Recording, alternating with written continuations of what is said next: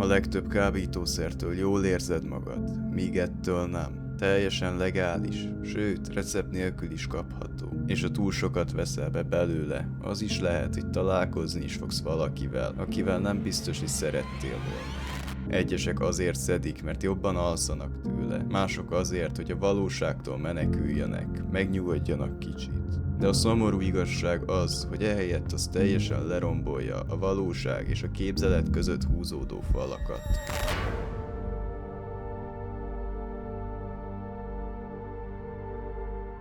Üdvözöllek a sötét körben! A mai videóban egy olyan szerről fogunk beszélni, melyet a legtöbben teljesen figyelmen kívül hagynak. Valamint arról, hogy mi is történik akkor, amikor ez az anyag már drog helyett kulcsként kezd el funkcionálni. Ma megnézzük, mit is csinál pontosan ez a szer, mivel találkozhat az, aki a kelleténél több pirulát vesz be, és hogy miért látják több ezren ugyanazt az alakot. De ne haladjunk ennyire előre, kezdjük a legelején.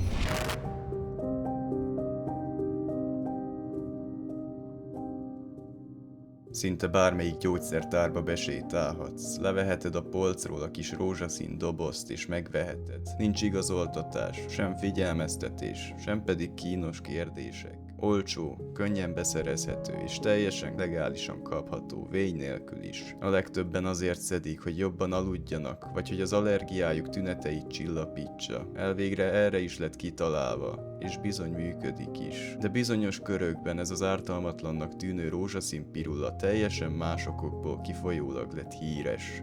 Bár a legtöbben Benadryl néven emlegetik, a valódi neve igazából difenhidramin, egy antihisztamin, melynek célja az allergiás reakciók blokkolása. De a címként túl a csomagolás alatt a Benadrylnak van egy sötétebb oldala is, hiszen nagy dózisban szedve olyat tesz, amit senki sem várna egy egyszerű álmosító allergiagyógyszertől. Ez a szer nem egy kellemes utazásra visz téged, hanem valahova teljesen máshová. Egy olyan helyre, ahol észre sem veszed, hogy a valóságot már régen magad mögött hagytad. A difenhidramin egy antikolinerg szer, mely blokkolja az agyban található acetilkolin nevű neurotranszmittert, mely segít szabályozni a memóriát, a figyelmet és a mozgást. Amikor ezzel a szerrel babrál az ember, nem csak álmos lesz tőle, de teljes kognitív összeomlást idézhet elő. Eleinte kicsit furcsának tűnhetnek a dolgok, de minél több pirulát nyel le az ember, annál gyorsabban csúszik lejjebb, és amit eleinte furcsának, természetellenesnek hitt, az hamar teljesen valóságossá válik számára.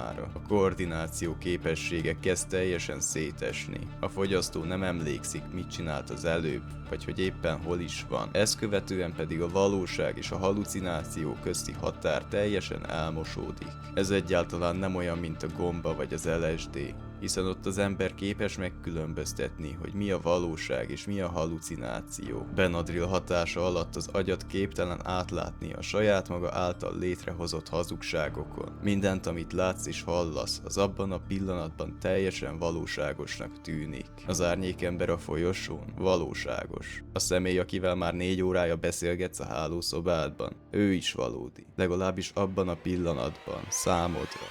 Redditen az r/tph subredditen osztott meg egy úgymond segítő útmutatót egy Teol nevű felhasználó. Ez rengeteg hasznos információval szolgálhat az érdeklődőknek, továbbá adagonként lebontja az időzőjeles élmény szakaszait, ami már az első ránézése sem szép látvány, hiszen rögtön a bejegyzés elején az öngyilkossági krízisvonalak listája kapott helyet. Ha érdekel ez a poszt, a videó leírásában megtalálod. Körülbelül 25-100 mg az a szint, ami elálmosítja az embert, az allergiás tünetek pedig enyhülnek. Talán egy kicsit úgy érzed, beálltál, de előfordulhat az is, hogy mentálisan belassulsz. A 100-200 mg közötti dózist fabdózisként is emlegetik. A zene kellemesebbnek érződhet, a tested nehezebbnek tűnik. De a legtöbben azért választják ezt a szintet, mivel a szexuális mámort kellemesebbé teszi, viszont nem ajánlott DPH hatása alatt semmi ilyesmit csinálni. Többen beszámoltak róla, hogy a hosszas,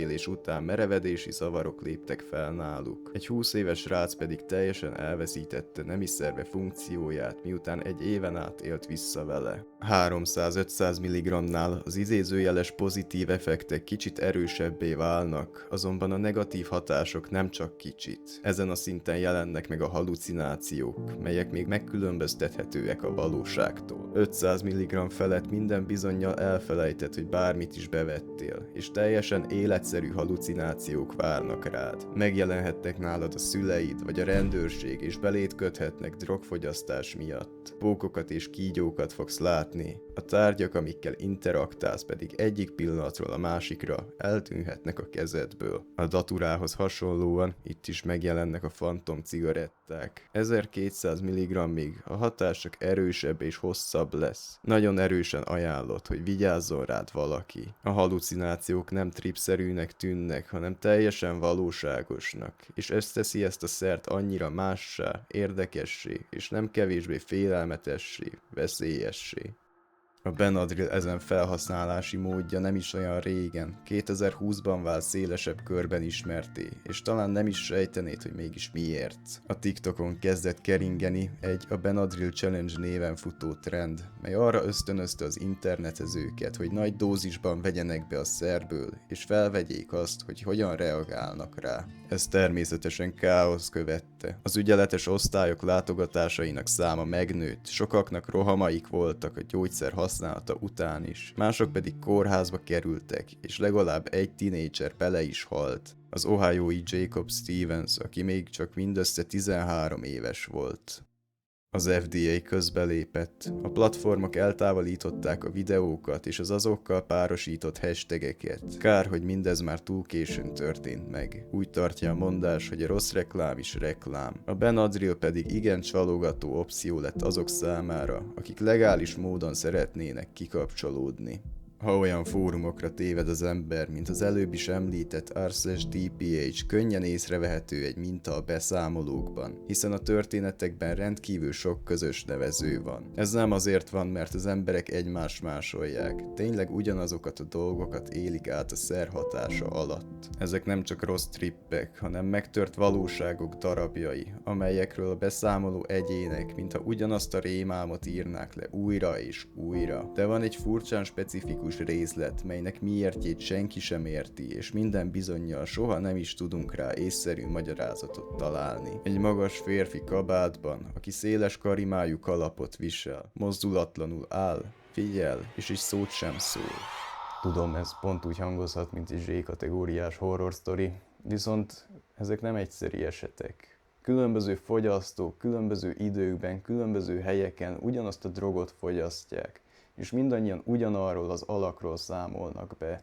Ő a Hetman, vagy a kalapos ember, és most róla fogunk beszélni.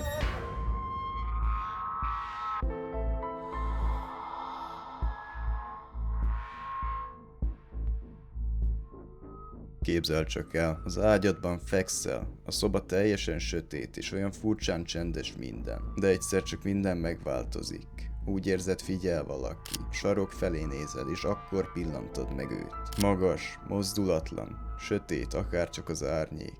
A körvonala erős, viszont a részletek nem kivehetőek. Hosszú kabátot visel, széles karimájú kalapot, nem mozzan, csak ott áll, és téged figyel.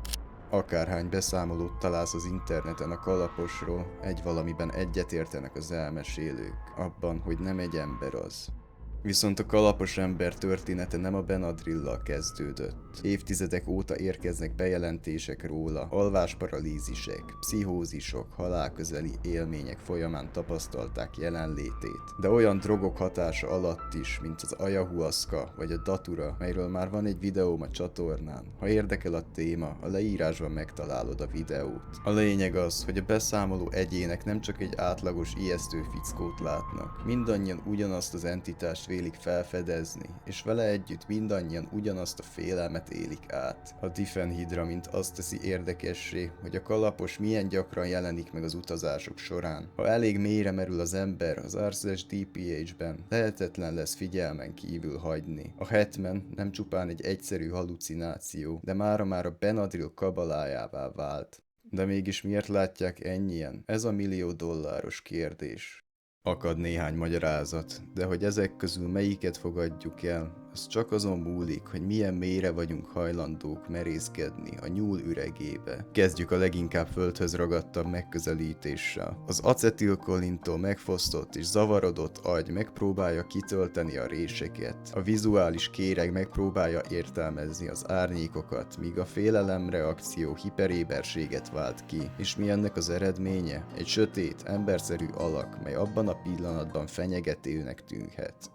Egy másik, inkább pszichológiai teória szerint a kalapos ember a közös tudatalattinkban eltemetett archetípus, egy elfojtott trauma, a bűntudat vagy a félelem megtestesítője. De a legérdekesebb elméletet a végére hagytam. Sokan úgy gondolják, hogy a kalapos ember valójában egyáltalán nem halucináció. Úgy vélik, hogy nem csak az agy játéka, hanem ténylegesen ott is van. Egy entitás, mely a tudatosság és az őrület közötti síkban létezik. A sebezhetőek megfigyelője. Egy parazita, mely csak arra vár, hogy a gyenge emberi elménk megtörjön. A kalapos mára már a popkultúránk részévé vált. Olyan horrorfilmekben szerepelt, mint a The Babadook vagy a The Hitman Documented Cases.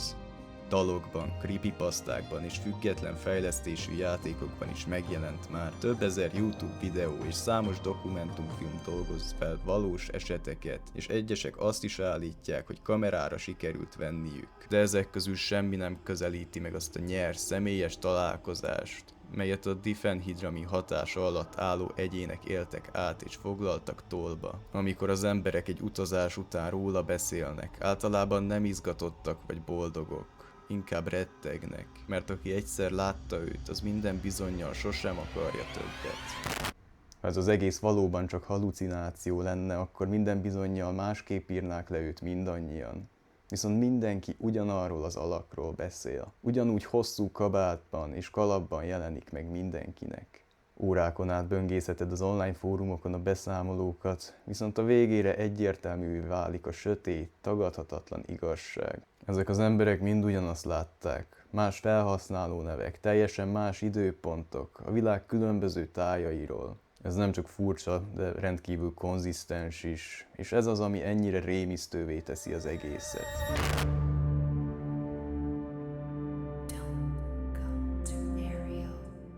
A Tehol által írt útmutatóban található egy végső szint, mely 1,2-2 g közé tehető. Ez elsőre nem tűnhet olyan soknak, de ha számításba vesszük, hogy egyetlen tablettában 25 mg difenhidramin található, akkor egy egyszerű matematikai művelettel gyorsan egyértelművé válhat, hogy 1,2 g egészen pontosan 48 darab tablettának felel meg.